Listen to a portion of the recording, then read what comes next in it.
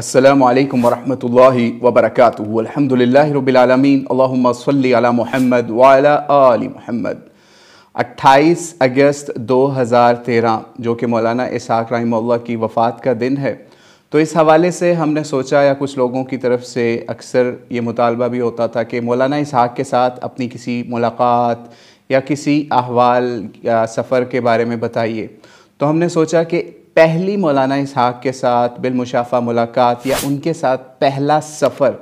ठीक है, उसके बारे में आज आपको बताएं कि आपको पता चले कि कितना ग्रेट आलिम दीन था। इस सफ़र से ही आज इंशाअल्लाह ताला आपको ये बात मालूम हो जाएगी। तो आइए इसका आगाज़ करते हैं। दरअसल एक मरतबा क्या हुआ, ये बात है 18 फरवरी 2012 की, ग़ालिबन बरोज़ हफ़्ता था, और हमें सुबह सुबह एक दोस्त की कॉल आती है कि भाई इस तरीके से फ़लाँ दोस्त का जो है वो कल निकाह हुआ है। तो उसकी ख्वाहिश थी कि वो अपने निकाह में या निकाह पढ़वाए मौलाना इसहाक़ रहमतुल्लाह से। अब उसकी ये ख्वाहिश तो पूरी नहीं हो सकी, तो अब आज रात को या आज शाम को उसका वलीमा है, रात को 7-8 बजे। तो तुम्हारी मेहरबानी, या तुम अगर एक काम करो, उसको इस शादी का ये गिफ्ट ही ये दे दो कि उस मौलाना इसहाक़ को फैसलाबाद से लाहौर ले आओ, ताकि वो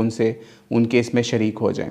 और ये हमारे लिए बड़ी खुशकिस्मती इस वक्त हमें फ़ील हो रही थी, उस वक्त 2012 के अंदर, जब हमें सुबह अचानक ये कॉल आती है। वैसे हमें उस लड़के ने या उस दोस्त ने शादी में नहीं बुलाया हुआ था, लेकिन जब ये हमें पता चला कि इस तरीके से हम भी शिरकत भी करेंगे और मौलाना इसहाक़ से मुलाकात भी हो जाएगी, सफ़र भी हो जाएगा, तो हमने उसकी फ़ौरन हामी भर ली। उसको ये भी मालूम था कि हमारे पास चूँकि घर में गाड़ी भी उस वक्त हुआ करती थी, लेकिन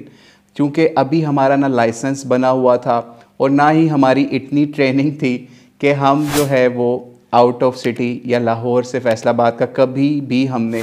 ट्रैवल जो है वो नहीं किया था, ख़ास तौर पे गाड़ी के ऊपर कभी नहीं किया था, ठीक है। तो हुआ ये कि एक अचानक की बात आई, उन्होंने कहा गाड़ी, मैंने कहा गाड़ी तो इंतज़ाम नहीं है, मेरे घर वाले नहीं मानेंगे, घर वाले गाड़ी नहीं देंगे, और अगर मैंने उनको बताया कि मैं इस तरह जा रहा हूँ तो ये भी नहीं होगा। उसने कहा भाई और कोई बंदा भी नहीं है हमारे पास इस वक्त जिसको हम फौरी तौर पे कह सकें आप ही इसके लिए तैयार हो जाओ, क्योंकि वो मेरे साथ उन्होंने ट्रैवल आसपास किया हुआ था लाहौर के अंदर ही, लेकिन उनको ये नहीं पता था कि लाहौर से बाहर इन्होंने कभी ट्रैवल किया या नहीं किया, और मैंने इस तरह की बातें उनको एक्सप्लेन भी नहीं की। बहरहाल हुआ ये कि उन्होंने फिर एक रेंट करवाई गाड़ी, ग़ालिबन कल्टस गाड़ी थी या कौन सी गाड़ी थी इस वक्त हमारे जहन में नहीं, जो उन्होंने गाड़ी रेंट करवाई, ठीक है, वो भी इतनी ऐसी कंडीशन में नहीं थी कि हम उसको मोटरवे से भी लेके जाते, ठीक है। तो खैर बहरहाल हमने हामी भरी, हम फौरी उनके घर पहुँचे और गाड़ी वहाँ से वसूल की, और हम वहाँ से फौरी फैसलाबाद के सफ़र की तरफ निकल पड़े। तकरीबन समझ लीजिए कोई दोपहर के किसी वक्त 10-11 बजे या इस तरह कोई वक्त था। जब हम निकले हैं तो उन्होंने एक अपने किसी उस्ताद को या अपने किसी साथी को भी हमारे साथ कर दिया, उस भाई ने, ठीक है, तो ताकि एक सपोर्ट रहे सफ़र के अंदर, कोई मसला हो तो एक और बंदा भी साथ होना चाहिए, लेकिन वो बंदा भी ड्राइव नहीं कर सकता। खैर हमने ड्राइविंग शुरू की और फिर हम फैसलाबाद पहुँचे, और ये पता चला कि फ़ैसलाबाद के अंदर जब हम पहुँचे तो पता चला मौलाना इसहाक़ उस वक्त घर पर नहीं थे, बल्कि वो अपने ही किसी रिश्तेदार का या ग़ालिबन नवासी का, या हमें एग्जैक्ट नहीं इस वक्त याद कि वो कौन सा रिश्ता था जिनका वो निकाह या शादी को अटेंड करने गए हुए थे। खैर हम सीधे ही वहाँ से, जब पता चला कि शादी हॉल में जाना है, सीधे शादी हॉल में पहुँचे। वहाँ पे मेहमान या और लोग कितार बनाए हुए खड़े हुए, और हम वहाँ से मौलाना इसहाक़ को मिलते हैं और उनको वसूल करके वहाँ से निकल जाते हैं। और आप ये सोचिए कि वो जिस भाई ने इनको बुलाया था मौलाना इसहाक़ को, इनका ज़्यादातर कॉल्स पे रब्ता था मौलाना इसहाक़ के साथ, या फिर कुछ मुलाकातें भी इस शादी या इस निकाह वलीमे से पहले हो चुकी हुई थी, और हमारे साथ उनकी पहली मुलाकात थी, ठीक है। इस तरीके से समझ लीजिए हम उस वक्त अजनबी थे, लेकिन जब मौलाना इसहाक़ से हमने पहली मुलाकात की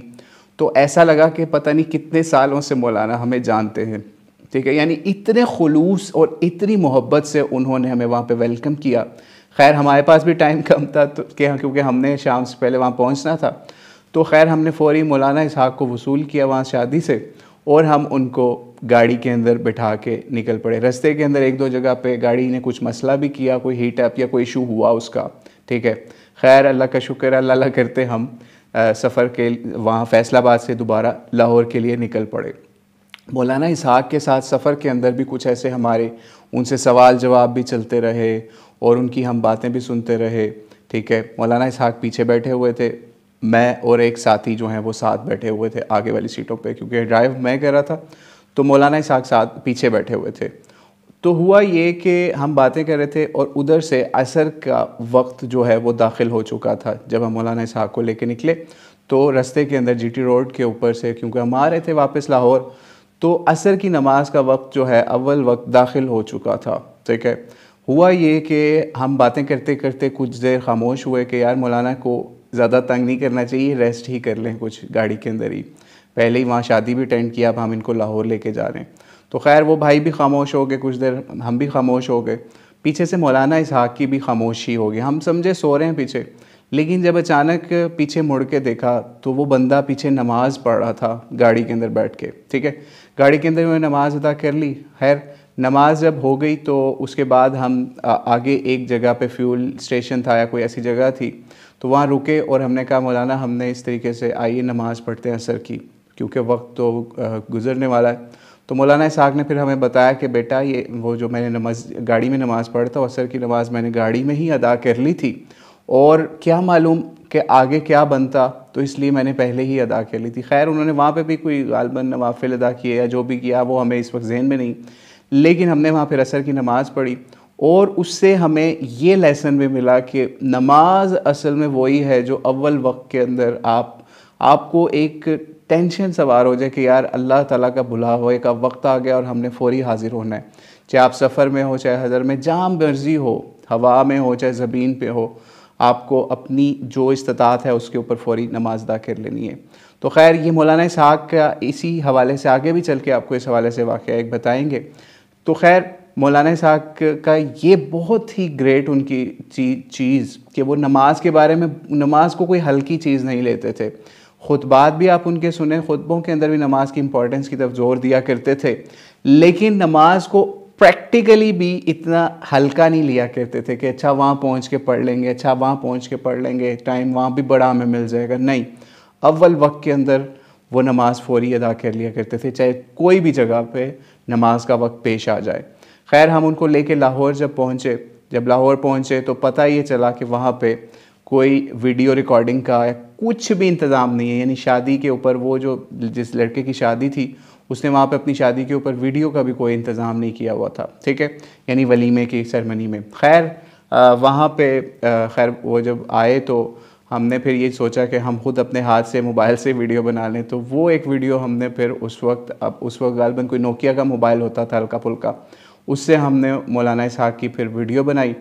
तो और गालबन कोई 14-15 मिनट का या कुछ मिनट का बयान किया वहाँ पे, और लोगों ने काफ़ी वहाँ पे शादी के ऊपर, जैसे आपको पता है बच्चे और ख़वातीन का शोर भी और इस तरह की चीज़ें होती हैं, उस दौरान ही मौलाना इसहाक़ ने बहुत ज़बरदस्त बयान किया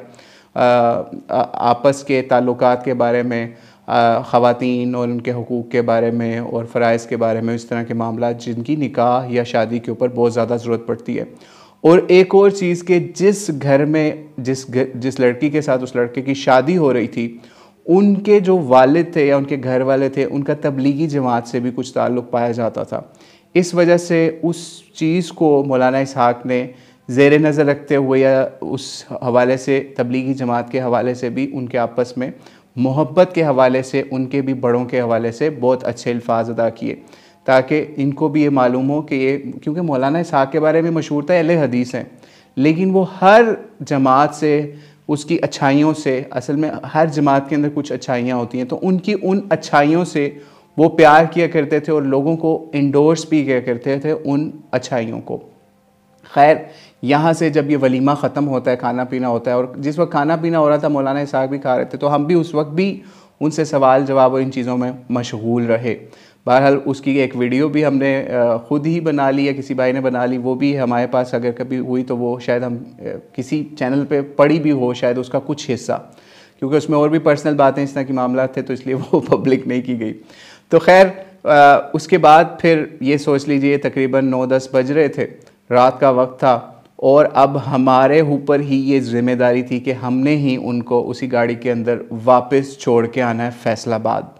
और यानी ये मामला इस वक्त चल रहा था। तो खैर हमने फिर ये सोचा कि हम वो जो साथी थे वो नहीं साथ रहे, तो एक और साथी जो कि हाफिज़ कुरान भी थे, तो उन्होंने कहा कि मैं आपके साथ चलता हूँ, लेकिन एक है कि वापसी पे आपने मौलाना इसहाक़ को मेरे घर से भी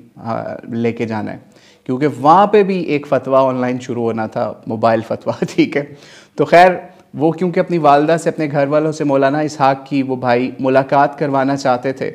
तो हुआ ये कि मौलाना इसहाक़ को हमने सवार किया रात को 10-11 बजे के करीब गाड़ी में, और फिर हम उस भाई के साथ उनके घर पहुँचे। वो भी करीबी घर था उनका, कुछ किलोमीटर के फासले के ऊपर। वहाँ पहुँचे तो क्योंकि उनकी जो वालदा थी ना, उनकी वालदा एक बहुत ज़बरदस्त काम किया करती थी। वो एक क्या काम करती थी कि वो जो भी कोई लोग हुआ करते थे या आप आसपास के रिश्तेदार, उनको फ़ी सबीलिल्लाह उनकी जो औरतें थी ना, उनको कफ़न और उनको नहलाना और इन चीज़ों का गुस्ल का एहतमाम किया करते थे, क्योंकि अक्सर जगह पे औरतों के गुस्ल के लिए, इन मामलात के लिए बहुत मुश्किल से औरतें मिलती हैं। तो वो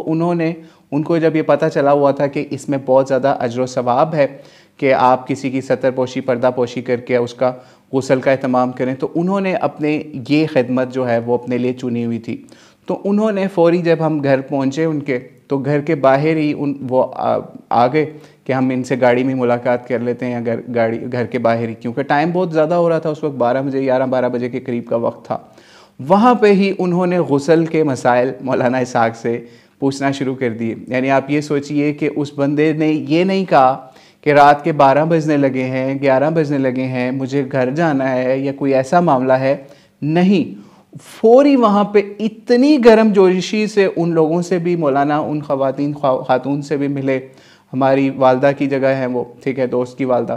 तो बहुत गर्म जोशी से उनसे भी उनके सवालों के जवाबात दिए, और ऐसे चुटकियों के अंदर उनको जवाबात दिए कि पहले उनसे पूछा, बल्कि उन्होंने ख़ुद बताया कि मौलाना मैं इस तरीके से गुस्ल देती हूँ, इस तरीके से उनको कफ़न वाला मामला करती हूँ ख़वातीन का,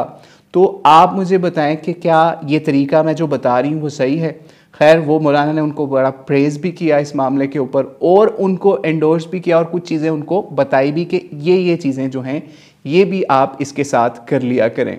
खैर ये चंद मिनट का मोबाइल फ़तवा वहाँ पे शुरू हुआ, या मोबाइल उन समझ लीजिए गाड़ी के आसपास ही, उनके घर के बाहर ही। यानी ऐसा भी कोई मुखलिस आलिम आज आपको मिलेगा कि जो कि सुबह से निकला हुआ और रात तक वो मोबाइल फतवे के ऊपर इस वक्त चल रहा है। यानी जो बंदा उनको रोकता है पूछने लग जाता है। शादी के ऊपर भी यही मामला रहा, ठीक है, फिर उसके बाद अब ये रवानगी के ऊपर भी ये मामला हो रहा है। यानी उन्होंने ये बिल्कुल 1% नहीं कहा कि बेटा मुझे देर हो रही है, मुझे घर छोड़ाओ, या कोई ऐसा मामला नहीं। बिल्कुल उन्होंने बहुत खुलूस के साथ, और उनके साथ भी ऐसे बड़े अच्छे तरीके से मिले कि लगता था जैसे पता नहीं कितने अरसे से उनको शनासा हैं या उनको अपनी बेटी समझ रहे हैं, ठीक है। खैर इसके बाद हम रवाना हो गए फैसलाबाद जब रवाना हुए तो खैर हमने रास्ते में उनको ज़्यादा तंग नहीं किया।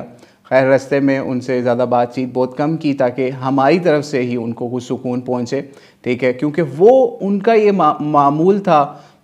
था ये, मतलब उनकी डेली की रूटीन थी कि कोई भी उनको फ़ोन करे या उनसे मुलाकात के लिए घर पहुंच जाए, मस्जिद पहुंच जाए, वो वहाँ पे उसके साथ उसको पूरा जो है टाइम दिया करते थे। वो ये नहीं कहते थे चलो भाई जो इधरों कोई ऐसा मामला नहीं, या फिर टाइम लेके आना है या इस तरीके से आना है, या मेरे सेक्रेटरी से मिल लेना, मेरे फ़लाँ से मिल लेना, नहीं,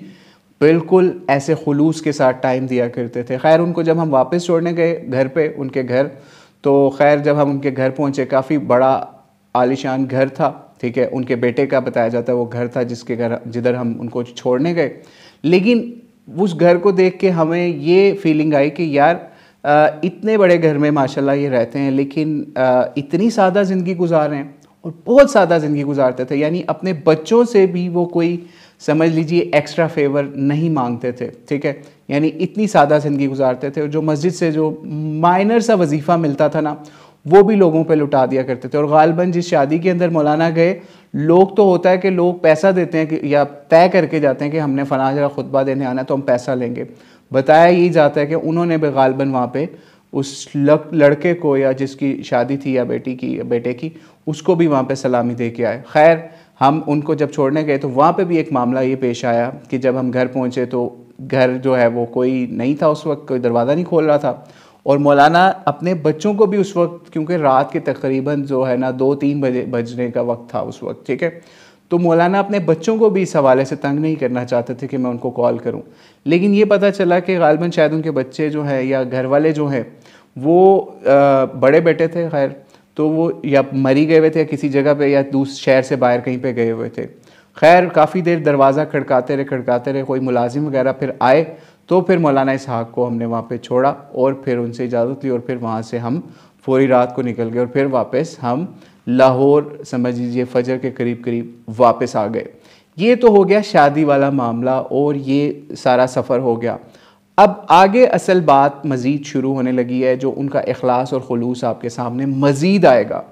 हुआ ये कि शादी के चंद माह के अंदर ही या 1 माह के अंदर या कुछ दिनों बाद ही उनकी आपस में कुछ मामलात ख़राब हो गए लड़की वालों के घर वालों से, ठीक है, लड़के लड़की वालों के घर में आपस में गठबंट हो गई और लड़ाई झगड़ा कुछ शुरू हो गया। खैर वो अपनी लड़की को वापस ले गए, सियालकोट या आसपास कहीं पे उनका घर था,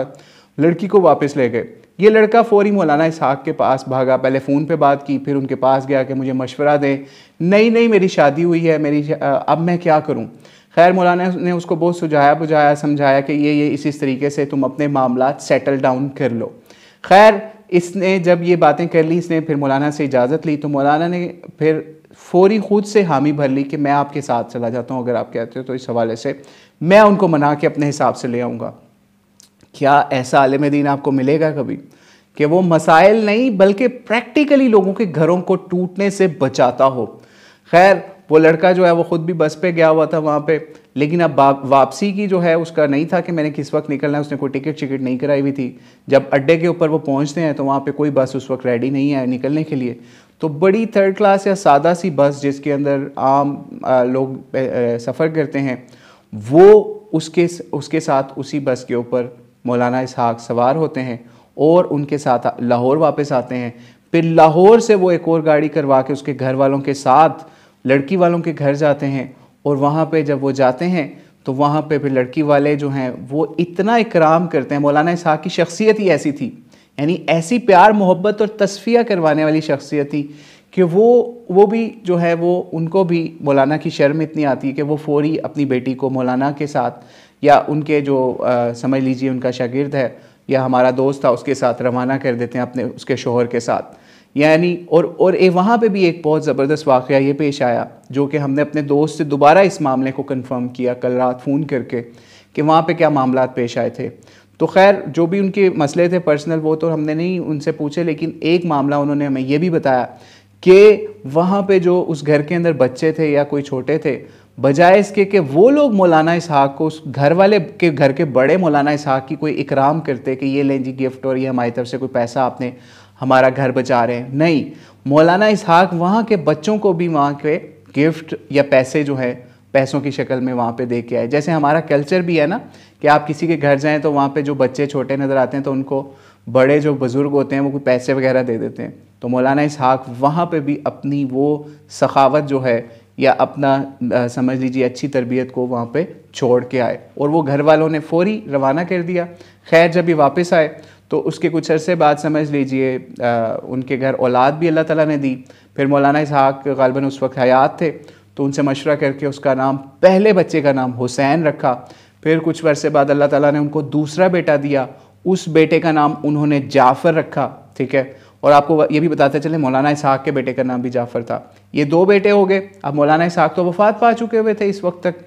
फिर उसके बाद अल्लाह ताला ने उनको तीसरा बेटा अता किया तो उन्होंने उस बेटे का नाम एक नबी इसहाक और प्लस मौलाना इसहाक की मोहब्बत, इन चीज़ों को जमा करते हुए उन्होंने अपने बेटे का नाम मौलाना इसहाक के नाम के ऊपर इसहाक रख दिया, ठीक है। तो आप ये सोचिए कि कितनी ग्रेट हस्ती होंगी वो कि एक इस तरीके से उनका घर भी बचा, फिर अल्लाह ने उनको इतनी औलादें भी दी और फिर उन्होंने इनके नाम के ऊपर अपने बच्चे का नाम भी रखा। तो अल्लाह ताला से दुआ है अल्लाह ताला उनके घर को आबाद रखे। खैर उनकी फिर पता चला बाद में एक बेटी भी हुई कुछ अर्सा पहले, उसका नाम उन्होंने फ़ातिमा रखा हुआ है। तो खैर बहुत ज़्यादा मुहिब अहले बैत थे और उनको ये अहले बैत के नाम भी बहुत ज़्यादा पसंद थे। अज़वाज के नाम, उसके अलावा नबी इस्लाम की बेटियों के नाम, ठीक है, और सहाबियात के नाम भी उनको बहुत ज़्यादा इस हवाले से पसंद थे। तो कोई भी उनसे मशवरा देता था, उनके करीबी होते थे तो लोगों को यही कहते थे कि भाई ये अहले बैत के नाम पे, सहाबियात के नाम पे, सहाबा के नाम पे अपने बच्चों के नाम रखो, ये मॉडर्निज़म के अंदर जो है ना घुसो कि भाई ऐसा नाम रखना है कि जनाब वाह वाह वाह वाह हो जाए। नहीं, सहाबा, सहाबियात, अहले बैत, इनके नामों को ज़िंदा रखो अपने बच्चों के नामों के अंदर, ताकि उनकी खसूसियात का कुछ ना कुछ तो असर वो बच्चे कल को उनको अपने नामों के ही इलाज के अंदर कुछ चीज़ उनके जहन में आ जाए। तो खैर वहाँ से जब वापस आए, और एक और वाक़या भी जो हमने इसमें से मिस किया वो ये भी कि जब वो भाई हमारा दोस्त इनको फैसलाबाद से लेके आ रहा था, तो बस के अंदर कोई किसी नमाज का टाइम हो गया, तो उसने दोस्त ने कहा कि मैं तो उतर के पढ़ लूँगा। तो जब उतरने लगे तो उन्होंने कहा कि मौलाना इस तरह नमाज का टाइम है तो हम नीचे उतर के कहीं पढ़ लेते हैं। तो उन्होंने कहा बेटा मैं तो वहाँ बस के अंदर ही पढ़ चुका हूँ। यानी इतनी उनको नमाज की फ़िक्र हुआ करती थी और इतने खुलूस वाले थे कि एक और वाक़या हम इस हवाले से आपको ये भी बयान करते चलें कि वही भाई जो कि मौलाना इसहाक़ से अपना ये मामला सेट करवाने के लिए या फिर अपने घर को टूटने से बचाने के लिए मौलाना के पास फैसलाबाद गया हुआ था, उसने बताया कि एक मरतबा ऐसा ही हुआ कि मैंने देखा कि मौलाना इसहाक़ को कोई साइकिल के ऊपर बैठा के बंदा लेके जा रहा था। आप सोचिए इतना कोई 70 साल के करीब का बूढ़ा बंदा हो और उसको इस उम्र के अंदर और उसको वसाइल की भी कोई कमी ना हो, किसी को भी फ़ोन करके बुला दे कि मेरे लिए गाड़ी ले आओ, ये कर दो। नहीं, वो उस साइकिल वाले के साथ उसके घर गए। उसका भी कोई तलाक या इस तरह का कोई मामला था कि उसका घर टूटने से बच जाए। लेकिन इतनी सादा पर्सनैलिटी हमने अपनी ज़िंदगी में नहीं देखी, इतनी खुलूस वाली पर्सनैलिटी हमने अपनी ज़िंदगी में नहीं देखी जो इतनी डेडिकेटेड हो दीन के नाम के ऊपर। और वो इस चीज़ को कहते थे कि ये दीन जो है ना, वो ये नहीं है कि आपने सीख लिया या पढ़ लिया तो उसके बाद आपकी छुट्टी होगी। असल काम आपका आज ही शुरू हुआ है और अब आपके ऊपर ये जिम्मेदारी है जो आपने हासिल किया वो अब आपने लोगों तक पहुंचाना है। और वो इस तरह से कि हम कई वाक़यात ऐसे भी हैं कि हमने एक दफ़ा लाहौर के अंदर किसी इन्होंने मुलाकात की, तो हमने ऐसी किसी फेसबुक पे कहीं पे पोस्ट लगा दी कि फ़लाँ घर के अंदर मौलाना इसहाक़ ने आना है। दर्जनों लड़के जो है या आधे दर्जन के करीब लड़के जो हैं वहाँ पे आ गए उनको पकड़ने के। हमने इनसे बहुत ज़्यादा सवाल करने हैं, नो वीडियो, कुछ भी नहीं रिकॉर्ड हो रहा। और वहाँ पे रात तक तकरीबन 12-1 बजे तक महफिल 2 बजे तक लगी और लोग अपने सवालात पूछ रहे हैं और बहस भी साथ साथ कर रहे हैं। लेकिन मौलाना इसहाक़ ने कभी किसी को ये नहीं कहा था कि तुम बच्चे हो, भी कल के बच्चे हो, मुझसे क्यों बहस कर रहे हो। नहीं, मौलाना इसहाक़ उनको इल्मी लिहाज से जवाबात दिया करते थे। तो बहरहाल अल्लाह ताला की करोड़ों रहमतें हों और अल्लाह ताला से हमारी ये बहुत ज़्यादा दुआ है कि अल्लाह ताला हमें भी मरने से पहले कोई मौलाना इसहाक़ जैसा बड़ा आलिम दीन, इल्म वाला और उससे भी बढ़कर इतने इखलास वाला, इतनी सादगी वाला बंदा कोई अल्लाह ताला हमें दिखा दे कि जिससे हम भी कोई फैज़ हासिल करके इस चीज़ पे चल सकें। यानी एक आपको आखिरी बात बताते चले कि ये जो मौलाना इसहाक़ की सखावत थी ना, चाहे वो बच्चियों की शादी करवाने के हवाले से, आप जितने खुद बात सुन लें, आखिर के अंदर बच्चियों की शादी के हवाले से अपील हुआ करती थी। अपने लिए कोई अपील नहीं किया करते थे कि मुझे पैसे दे दो, नहीं, वो बच्चियों की शादियों के लिए अपील किया करते थे। ये जो सिफ़ात थी ना उनकी, इखलास वाली या फिर जनरॉसिटी वाली या उन लोगों की मदद करने वाली, सखावत वाली या डाउन टू अर्थ वाली, ये वो सिफ़ात थी जो नबी अलैहिस्सलाम में, उनके सहाबा में, उनके अहले बैत के अंदर पाई जाती थी। तो यही सिफ़ात जो है इनकी बहुत ज़्यादा हिस्सा जो है प्रैक्टिकली अगर हमने देखा अपनी लाइफ में किसी आलिम दीन के अंदर, तो वो हमने मौलाना इसहाक़ के अंदर देखा। यानी आप प्रैक्टिकली जो लोग उनके साथ रहे, आप यकीन जानिए वीडियो के अंदर से आप कुछ एक हिस्सा हासिल कर सकते हैं उनके इल्म का या उनकी शख्सियत का, लेकिन एक मुलाकात के अंदर ही आप उनसे वो चीज़ें सीखते थे। इवन आप ये सोचिए, हम खाना खाते थे तो हमें ये नज़र आता था कि सबसे ज़्यादा साफ़ प्लेट जो है ना उस बंदे की है। यानी जितना खाना डाला है प्लेट को इतने अच्छे तरीके से साफ़ किया करते थे कि लगता था कि जैसे धुली हुई प्लेट उनको मिली है। यानी इस तरीके से उसको साफ़ कर लिया करते थे खाने की। तो मतलब नेम एनी प्लेस, हर जगह पे वो उस चीज़ के साथ इंसाफ करते हुए, बल्कि एहसान करते हुए, अदल करते हुए, सखावत करते हुए इन चीज़ों को मलहूज़ खातिर रखा करते थे, जो कि इस्लाम का असल खासा यही था कि नबी इस्लाम, सहाबा, अहले बैत जब ये अपना अमल दिखाते थे ना लोगों को, तो लोगों के हाथों से तलवारें गिर जाया करती थी और वो मुसलमान हो जाया करते थे अमली लिहाज से। तो ये था अमल जो कि हमने मौलाना इसहाक़ के अंदर बहुत मकामात पे देखा, और कभी मौका मिला तो इंशाल्लाह मज़ीद इसके हवाले से कुछ वाक़यात आपसे डिस्कस करेंगे, आप बताएंगे। तो अल्लाह ताला से दुआ है अल्लाह ताला हमें भी नबी इस्लाम का जन्नतुल फिरदौस में साथ नसीब फरमाए। और ख़ास तौर पे चूँकि मौलाना इसहाक़ की वफ़ात के हवाले से बात चल रही, तो उनकी वफ़ात के ऊपर भी हम यही दुआ करते हैं, या उस वक्त भी की थी और आज भी यही करते हैं कि अल्लाह ताला उनको भी नबी इस्लाम का, उनके नेक असहाब का, इनके नेक अहले बैत का साथ जन्नतुल फिरदौस में अता फ़रमाए। वल्लाहु आलम बिस्सवाब। अस्सलामु अलैकुम व रहमतुल्लाहि व बरकातुहू।